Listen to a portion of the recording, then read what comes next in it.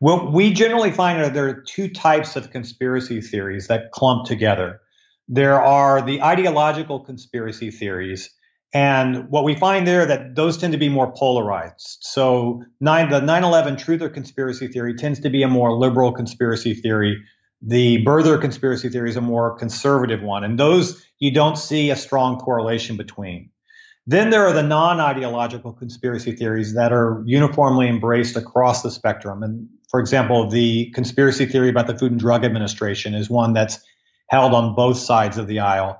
And those types of conspiracy theories do tend to correlate with the ideological ones. So if I have an ideological conspiracy theory on the right, for example, I'm less likely to endorse a left-wing conspiracy theory, but I'm probably more likely to endorse a non-ideological one. What are some examples of non-ideological ones? I think the FDA one that you mentioned probably falls in that category.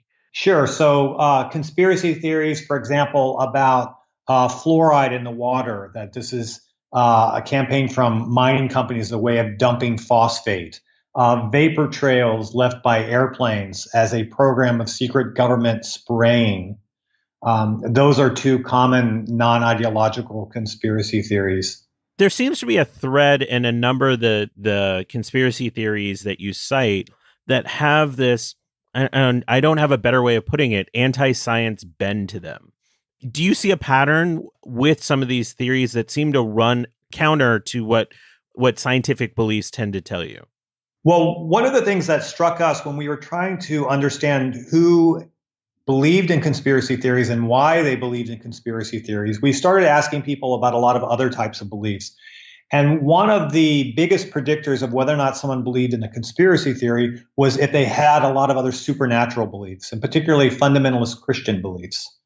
And one of the reasons why those two things go together is that we argue that both a lot of supernatural beliefs and mythologies relate to what we would call an intuitive way or an intuitive mindset, an intuitive way of understanding the world. And an intuitive way of understanding the world is informed both by emotions. So if I feel afraid, I look for sources of fear in my environment. And then it's a heavy reliance on what psychologists call heuristics. And these are these shortcuts that we use to make judgments about the world. And so a common heuristic, for example, would be what they call a representativeness heuristic. So I see something that looks like a snake, I'm assuming it's going to be dangerous if it has a snake morphology. Or if I see something that looks like a spider, I'm assuming it's going to be dangerous, even if it's not poisonous. And I use that representativeness heuristic. And so what our intuitive minds do is they draw on our emotions. And if we're feeling afraid, they're looking for sources of fear. And then they're looking to placate our fears by grabbing on to those explanations that coincide with our common sense. And our common sense would be these types of heuristics that we use, these judgmental shortcuts we employ. And if you look at both mythologies and conspiracy theories, a lot of them employ these same types of heuristics. I think one of the common ones that they both employ is an anthropomorphizing heuristic. So if something is happening in the world, there must be an intentional force that's making it happen.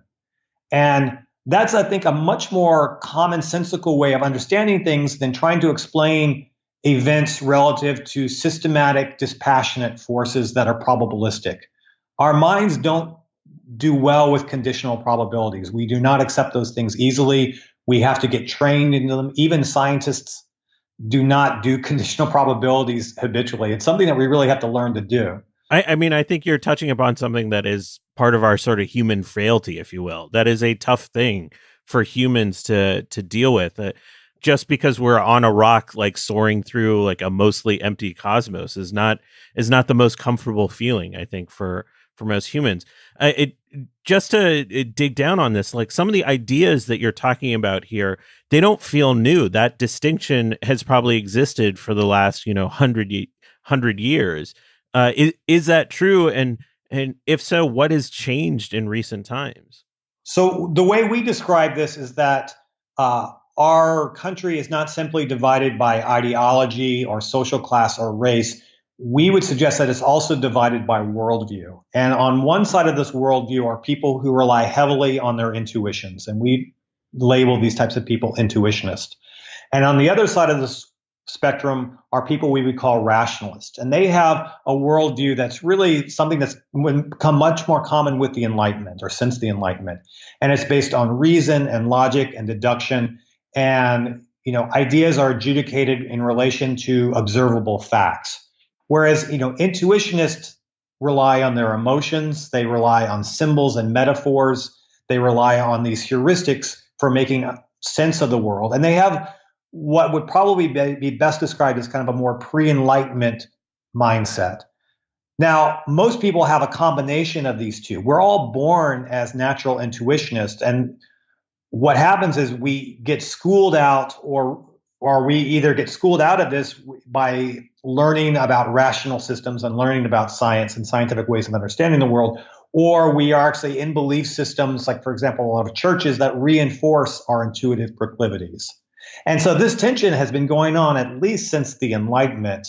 And if you look at US political history, for example, there's a long, long trajectory of conspiracy theories that go back really to the country's founding. And you can find historical evidence and ideas of secret plots from the British that were there around the time of the Revolution. If you go to the early 19th century, there are big conspiracy theories about the Masons and about the Illuminati and about the Catholic Church. The conspiracy theories go forward, and in the later 19th century, Jews are oftentimes the targets of conspiracy theories, or East Coast capital and banks. And so this tension permeates American history. Talk about what kind of people have these beliefs, their demographics, their background. And are we seeing an acceleration of the pace of the spreading of these beliefs? So the types of people who are more likely to rely on their intuitions, and these are the types of people who are also more likely to embrace conspiracy theories, are people who are typically less educated. They tend to be at the lower end of the economic spectrum, but it's more because of their financial stress. It's when we ask people both their income and their level of financial anxiety is a much bigger predictor of the types of people who tend to score high on these intuitionist beliefs. They tend to be people who are raised in conservative religious traditions. Women tend to be a little bit more intuitionist than men.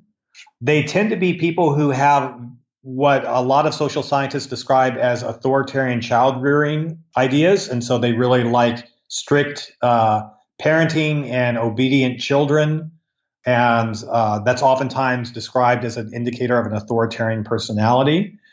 They tend to be people who are what psychologists would also say low in need for cognition, i.e., they're not the type of people who really are interested in explanations for things. They don't like crossword puzzles. They don't like history. They tend also to rely heavily on their common sense. If you ask them how they make their judgments, they tend to say, well, I go with my gut. They trust their heart more than their head. And so that is the more or less the demographic profile. Although I want to stress that this also extends, we have intuitionists, with PhDs, and we have rationalists, who never proceeded past high school. So there is noise here, but these are sort of the general trends. But what I'm also hearing is that these are things that cross our ideological divides, our partisan divides. So do we see liberals have this sort of breakdown just as much as conservatives do, especially those under financial stress, as you said? Right. Well, this is where, for us as political scientists, it got very interesting, because we find that conservatives are twice as likely to embrace a lot of these intuitionist proclivities as liberals.